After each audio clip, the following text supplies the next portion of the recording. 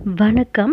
இன்றைய book back question and ஆன்சர்ஸ்க்கான பாடம் புவியின் உள்ளமைப்பு, சமூக அறிவியல், புவியியல், பருவம் 1, கிளாஸ் 7. சரியான விடையை தேர்வு செய்க. நைஃப் டேஷால் உருவானது.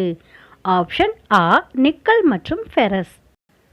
நிலநடுக்கம் மற்றும் எரிமலை வெடிப்பு டேஷ் விளிம்பின் அருகில் ஏற்படுகின்றது.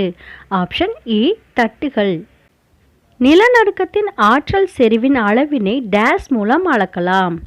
ஆப்ஷன் ஆ ரிக்டர் அளவுகோல். பாறை குழம்பு வெளியேறும் குறுகலான பிளவு டேஷ் என்று அழைக்கப்படுகிறது. ஆப்ஷன் ஆ எரிமலை துளை. மத்திய தரைக்கடலின் கலங்கரை விளக்கம் என அழைக்கப்படும் எரிமலை. ஆப்ஷன் ஆ ஸ்ட்ராம்போலி. டேஷ் பகுதி பசிபிக் நெருப்பு வளையம் என்று அழைக்கப்படுகிறது. ஆப்ஷன் ஆ பசிபிக் வளையம். கோடிட்ட இடங்களை நிரப்புக. புவி கருவத்திற்கும் கவசத்திற்கும் இடையே அமையும் எல்லைக்கோடு வெய்சாட் குட்டன்பர்க் என்று அழைக்கப்படுகிறது. நிலநடுக்க அலைகளை பதிவு செய்யும் கருவியின் பெயர் நில அதிர்வுமானி ஆகும். பாறை குழம்பு வெளியேறி அது பரவி கிடக்கும் பகுதி எரிமலை வெளியேற்றம் என்று அழைக்கப்படுகிறது. செயல்படும் எரிமலைக்கு உதாரணம் மவுனாலோ ஆகும். எரிமலைகளின் அறிவியல் பூர்வமான ஆய்வுகளை எரிமலை ஆய்வியல் என அழைக்கின்றனர். பொருந்தாததை வட்டமிடுக.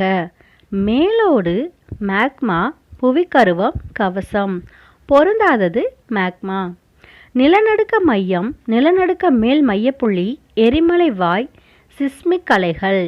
பொருந்தாதது எரிமலை வாய். உத்தரகாசி, சாமோலி, கொய்னா, கரக்கடோவா. பொருந்தாதது கரக்கடோவா. லாவா, எரிமலை வாய், சிலிக்கா, எரிமலை பள்ளம். பொருந்தாதது silica. Stromboli, Helen, Hawaii, Fujiyama. பொருந்தாதது ஹவாய்.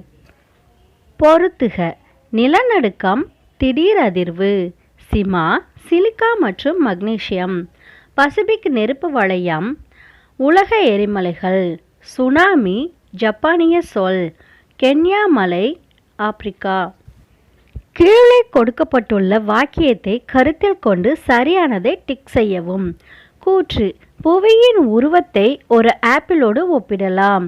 காரணம்: புவியின் உட்பகுதியானது மேலோடு, மெல்லிய புறத்தோல், புவிக்கருவம் ஆகியவற்றை கொண்டது.